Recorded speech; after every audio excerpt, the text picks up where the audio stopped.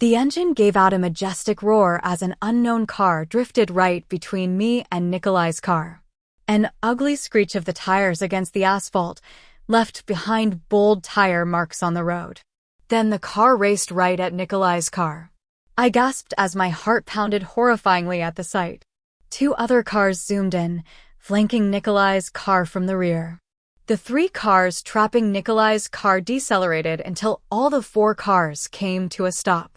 The rev of their engines rattled me to my bones. The loud thunder cracked in the dark, cloudy sky, snapping me out of my paralysis.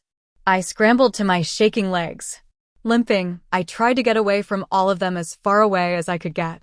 Xanthea glared at me, but the crowd rushed towards the 4 cars. Using the other as a facade, I tore through the crowd.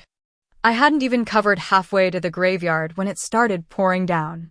By the time I was in the graveyard, my body was struggling to breathe. The numbness made the pain stand out even more. The cold of the rain caressed the pain throbbing in every inch of my body. As if through the rain, my mother was telling me to pull myself together and keep moving forward. It is in times like this the conviction of one's dreams is tested, and it is the turning point in one's life. What you decide at that moment either makes you or breaks you. My mother's words came to me, and I don't know how, but I pulled myself to the hospital. For the first time in my life, I used the money Alpha had been sending to get myself treated as best as the hospital could offer. The X-rays showed my ulna was broken and there was a hairline fracture in my wrist. It would take at least a week to heal with the best medication available. Alphas healed faster, but Omegas had weaker healing abilities. There was no miracle I could perform to heal my hand, so while I stayed in the hospital that night, I practiced bubbling the circles with my left hand. During the exams, we gave our answers by bubbling the one of 4 option bubbles, which we believed to be the correct answer to the question. After the night's practice, I was able to bubble the circles. The next morning, I left the hospital and took a taxi back home with my plastered hand. The doctors said I should stay in bed for at least a week for proper healing. But I convinced them to prescribe me some best painkillers to get me through the day. I was working completely on painkillers. I just had to go through this day and the exam. After that, I could finally rest a little after 4 years of working tirelessly. The exams would start in the afternoon. I reached the center an hour before. The organizers of the exams asked about my hand, and all I told them was I met with an accident. It was a 3-hour exam with all objective-type questions. 1 out of the 4 options was right. 1 hour into the exams, and I was struggling with my broken hand and left hand. 2 hours, and I was halfway through the questions. The effect of the painkiller was fading away. I solved questions through the pain. The organizer entered my room and strolled to me. She leaned in and whispered, "Please come with me outside," she said. "Out? But I still have 1 hour, Dash. Please, just come out. You are not eligible to give this exam anymore." I froze at her words. At that moment, it felt like my entire world had come crashing down. What? But why? I filled everything, Dash. Please, just come out with me.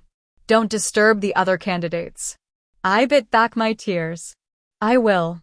Please, just let me complete this exam. This really means everything to me. Please? I am sorry, but we have direct orders from Luna. His Highness, the Crown Prince, is here to take you. We are extremely sorry, but there's nothing we can do.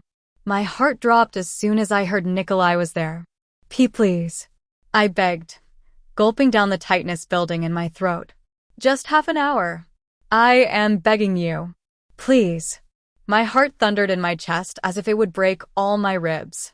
She gave me an apologetic look. What's taking so long? Nikolai stormed into the room.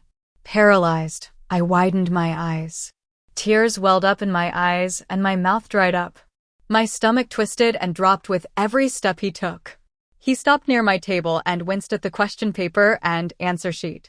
He smirked as he leaned on the table and whispered, "Were you preparing to run away from the pack again, sis?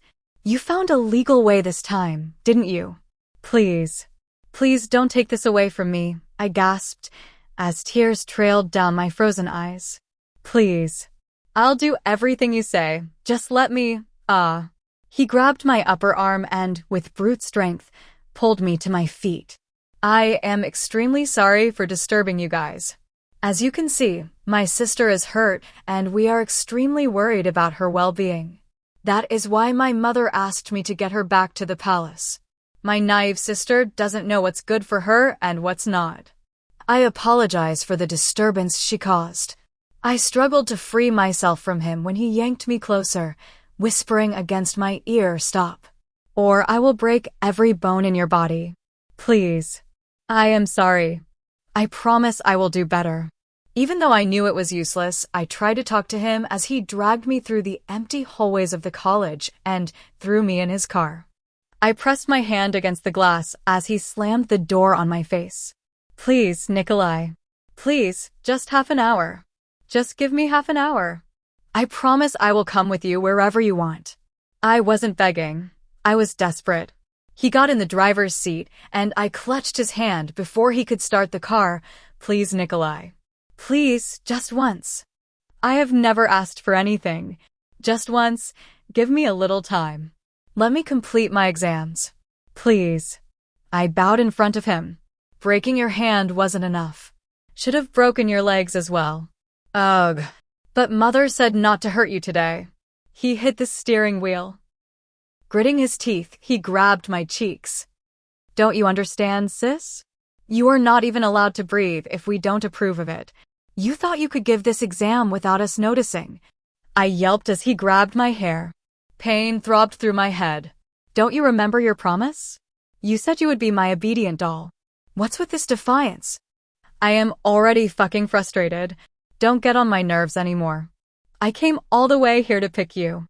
You don't appreciate it even a bit, do you?" He left my hair with a jerk.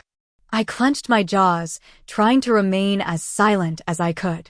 Pinning me against my seat, he put the seatbelt across my chest and hands.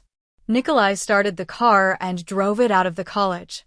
I watched the college go farther and farther away from me, and so did everything I was living for.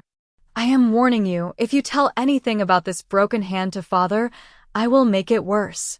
I muffled my cry as he clenched my plastered hand. "Now, sit like a good girl and no more crying. Although I love the way you look when you cry, you need to look the best tonight. A family dinner and there will be very important guests. So mother wants me to make sure you are in your best behavior." Please download Novels Ago and search the code in the upper left corner to continue reading.